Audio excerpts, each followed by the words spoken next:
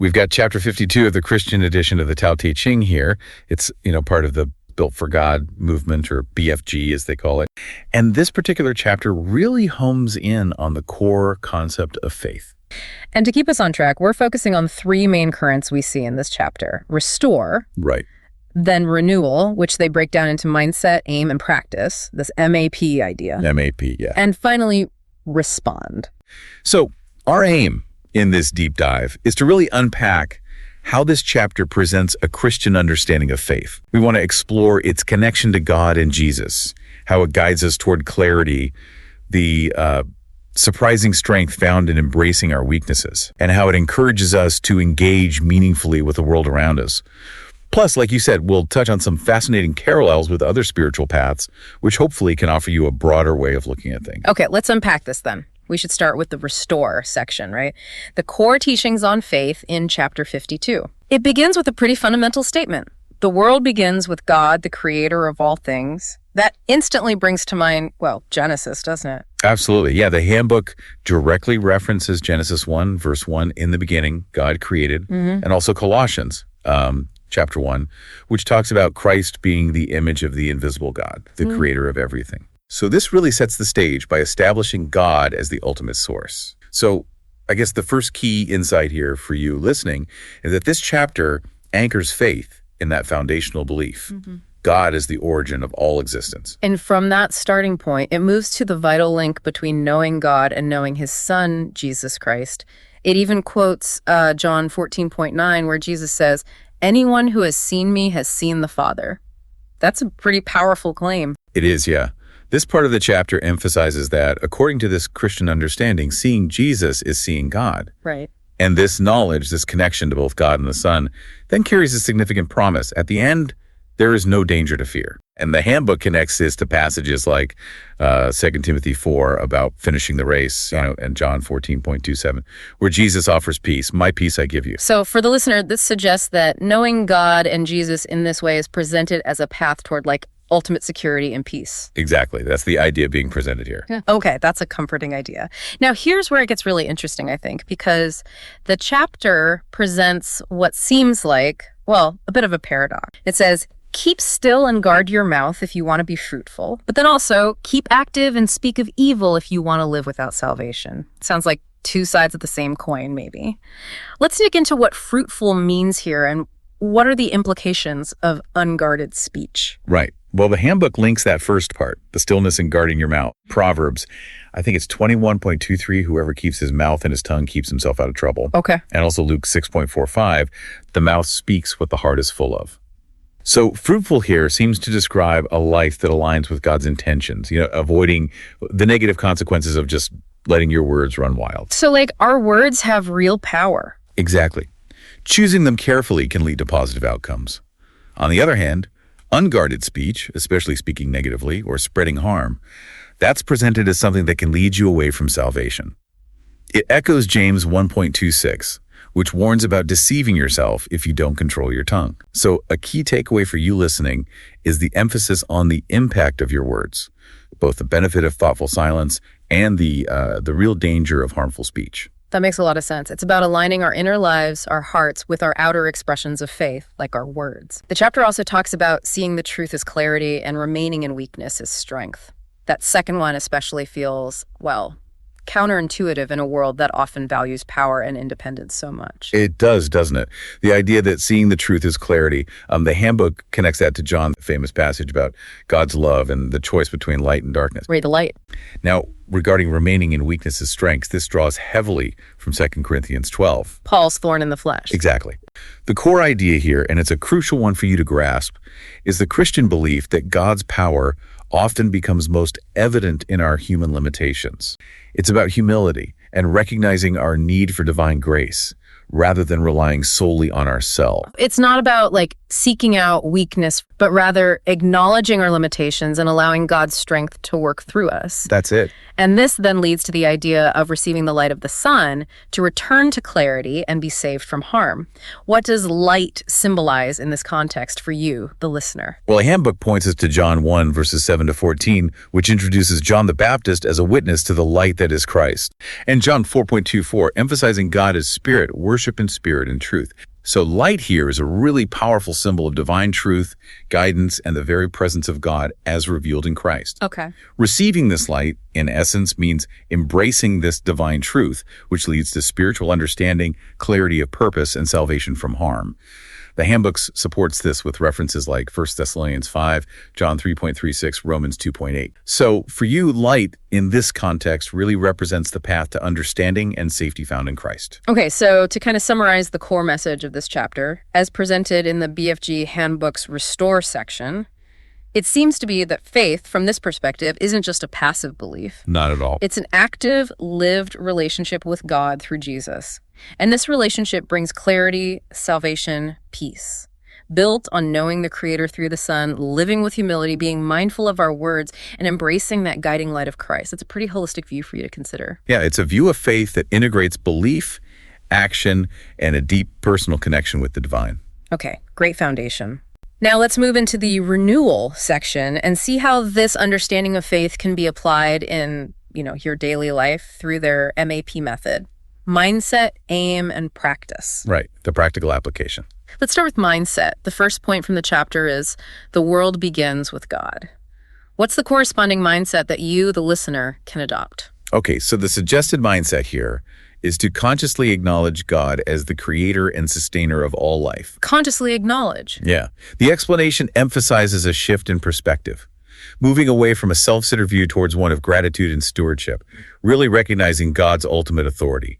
The Handbook even includes scriptures like Genesis 1.1 and Romans 11.36 to reinforce this. Okay.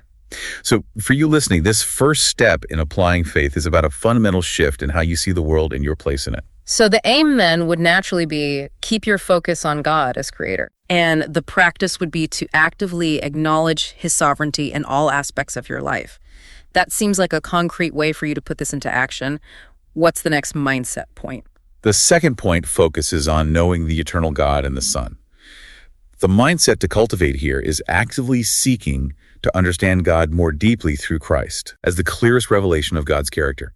This encourages you, the listener, to view your life and decisions through the lens of Christ's teachings and example. It points to John 14.9 again and Colossians 1.15. And the corresponding aim and practice for you. Well, the aim is to focus on knowing Christ more intimately and glorifying him in your life. And the practice involves actively deepening your relationship with Christ through the usual means: prayer, studying the Gospels, reflecting on his life and teachings. It's about making that knowledge a personal and ongoing pursuit for you. Right, not just head knowledge. The third line in the chapter talks about no danger to fear. How does MAP help you internalize that feeling, that reality? Good question.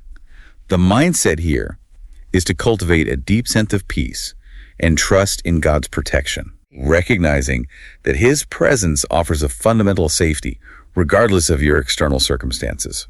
The aim, then, is to focus on the security and peace that flow from God's presence in your life. And the practice is to actively cultivate this peace by consciously trusting in God's protection and sovereignty, especially during challenging times. Verses like Psalm 23, the Lord is my shepherd, and Hebrews 13.6, the Lord is my helper, I will not fear, are relevant here for you to reflect on. That's a really helpful reminder for anyone dealing with, anxiety or uncertainty in their life. Okay, the next point is about stillness and guarding our mouths. What's the MAP breakdown for you on that one? Okay, stillness and speech. The mindset to adopt here is one of intentional silence, thoughtful contemplation, and self-control in your speech. The aim is to focus on cultivating both inner stillness and carefulness in how you communicate. And the practice involves consciously pausing and reflecting before you speak, choosing words that are wise, kind, and constructive, drawing wisdom from Proverbs 13.3 and James 1.19 for your daily interactions. And the flip side of that, the idea that speaking of evil leads away from spiritual well-being. What's the MAP approach for you there? Right, the negative side. The mindset is to actively choose words of life and blessing. Choose life. Consciously avoiding negativity, gossip, harmful speech in your interactions. The aim is pretty clear. Focus on speaking words that build up and encourage rather than tear down. And the practice involves being intentional about the language you use, striving to speak positively and encouragingly to those around you. It references Ephesians 4.29, let no unwholesome talk come out of your mouths. But only what is helpful for building others up. Exactly. And Matthew 12.36 about giving account for every careless word. So it's serious stuff. All right, moving on to the concept that seeing the truth is clarity. How can you apply that through MAP? Okay, truth and clarity. The mindset here is to maintain an openness to God's truth, actively seeking clarity through His Word, being willing to let go of your own biases or preconceived notions. That's a tough one sometimes. Oh, yeah. The aim is to focus on the continuous pursuit of truth and wisdom in your life. And the practice involves making the seeking of God's truth a regular and intentional part of your day through Bible study, prayer, reflection. Supported by verses like Psalm 119, "Your word is a lamp to my feet," and John 8:32, "You will know the truth, and the truth will set you free." And how can you practically embrace that seemingly paradoxical idea of remaining in weakness as strength? Right, the paradox. The mindset to cultivate is one of humility. Humility. Recognizing that true strength doesn't come from self-reliance, but from dependence on God's power. The aim is to focus on cultivating humility and a constant reliance on God's strength in your daily life. And the practice involves consciously acknowledging your weaknesses, maybe things you're not good at, or areas where you struggle, and turning to God for help, trusting in His power to work through you. Just like Paul did in 2 Corinthians 12.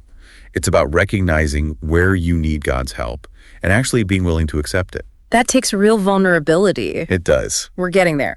Next is receiving the light of the sun. What does MAP suggest for you here? Receiving the light. Okay, the mindset is to actively receive and follow the light of Christ, understanding that true clarity and spiritual well-being come through Him. Actively receive. Yeah. The aim is to focus on receiving and intentionally walking in the light of Christ in all your decisions and actions. And the practice involves actively turning to Christ's teachings for guidance, especially in times of confusion or darkness. It points to John 8, "I am the light of the world," and 2 Corinthians 4:6, "but the light of the knowledge of God's glory displayed in Christ." Those are your guiding lights, so to speak. Nice. Okay, and finally, the chapter concludes by calling it the practice of faith. How does MAP help you live that out? Right, the overarching idea. The mindset is to adopt a way of thinking that embraces continual trust and action rooted in faith. Continual trust and action. Understanding that faith isn't a one-time event, right? It's a daily way of living. The aim is to focus on actively living out your faith each day through both trusting in God's promises and acting in obedience to His will. Trust and action. Now, the practice involves consciously living out your faith in every aspect of your life, your work, your relationships, your decisions, by actively trusting God's promises and striving to live in accordance with His teachings. Like 2 Corinthians 5:7 says, "We live by faith, not by sight." And Hebrews 11:1, defining faith. Wow. So the renewal section really provides you, the listener, with a very practical framework for taking these core teachings about faith and integrating them into the everyday realities of your life through this intentional process of aligning your mindset, your aims, and your practices with these fundamental principles. Exactly. It's about making faith a tangible and active force in your daily experience, not just some abstract concept you think about occasionally. Right. Makes total sense. Now let's move to the final section, respond, which looks at faith and shared truths across different religious traditions. This is where you might find some surprising connections. First parallel is with the opening statement. The world begins with God, the creator of all things. Yes, and the Handbook points out that while the specific understanding and terminology certainly vary a lot, the fundamental concept of a creator is present in many major religions around the world. It mentions Genesis 1.1 in Christianity, obviously, but then also Quran 39.62 in Islam, stating, "Allah is the creator of all things." The ancient wisdom in the Hindu Upanishads, speaking of Brahman as the ultimate reality. And even the Buddhist concept in the Dhammapada of the world arising through interdependent origination, which is maybe a bit different, but still points to a source or principle. So, while the specifics differ, the underlying idea of a source or origin for all things is a recurring theme for you to consider. That seems to be the point it's making, yeah. And what's the unifying aspect that you can take away from this, according to the Handbook? Well, it emphasizes the shared understanding of a divine origin and the sense of reverence for creation that often stems from this belief. It encourages you to approach the world around you with a sense of gratitude and responsibility, regardless of your specific religious or spiritual background. Okay. The next parallel is with the idea of knowing the eternal God and the Son. How might that resonate in other traditions for you? Well, Obviously, Islam doesn't focus on the concept of a son of God in the same way. Right, a key difference. A very key difference. But the Handbook highlights that the idea of having a deep personal knowledge of the divine is definitely present. In Hinduism, it points to the Bhagavad Gita, chapter 10, which speaks of realizing the divine within one's own heart. So the common thread for you, the listener, is the importance placed on seeking a deeper, more personal connection with the divine, however that might be understood within different traditions. And what about the idea of no danger to fear in God's presence? How does that echo in other faiths for you? This theme of finding peace and freedom from fear through trust in the divine is remarkably widespread. It's really interesting. The Handbook cites Psalm 23.1 in Christianity, "The Lord is my shepherd," but also Quran 3.175 in Islam, which urges believers not to fear people, but to fear God. In Hinduism, the Bhagavad Gita 12.4 speaks of a state of fearlessness that comes through devotion. And even the Dhammapada, verse 233 in Buddhism, suggests that there is no fear for one who is free from desires.